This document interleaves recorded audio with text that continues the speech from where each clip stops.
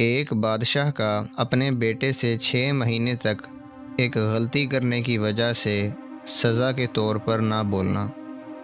شجاع الدولہ اودھ کے نواب صفدر جنگ کا ایک اکلوتا بیٹا تھا۔ ایک رات کا ذکر ہے کہ شجاع الدولہ بنارس کی ایک عورت کے گھر دیوار پھاند کر جا گھسا۔ گھر کے لوگوں کی آنکھ کھل گئی۔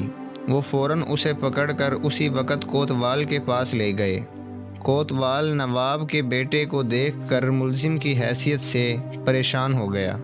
اس کی سمجھ میں نہیں آ رہا تھا کہ شجاع الدولہ کے ساتھ کیسا سلوک کرے۔ آخر وہ نواب صفدر جنگ کے محل میں پہنچ گیا اور نواب کو نیند سے جگا کر یہ واقعہ سنایا۔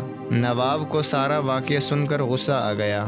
اس نے کوتوال سے کہا کہ کوتوال، معلوم ہوتا ہے کہ تجھے اپنی ذمہ داری کا احساس نہیں ہے، ورنہ تو آدھی رات کو مجھے نہ جگاتا۔ تجھے خود معلوم ہونا چاہیے کہ غنڈوں کے ساتھ کیسا سلوک کرنا چاہیے۔ کوتوال تھانے میں پہنچا۔ اس نے شجاع الدولہ کو ایک عام ملزم کی طرح سزا دے کر قید میں ڈال دیا۔ 7 دن کے بعد جب شجاع الدولہ کو نواب صفدر جنگ کے سامنے پیش کیا گیا تو نواب صاحب نے اپنے بیٹے کو دیکھ کر حقارت سے منہ پھیر لیا۔ اس کے بعد نواب صفدر نے اپنے بیٹے کو یہ احساس دلانے کے لیے کہ تم نے غلطی کی ہے، 6 ماہ تک سزا کے طور پر اس سے بات نہیں کی۔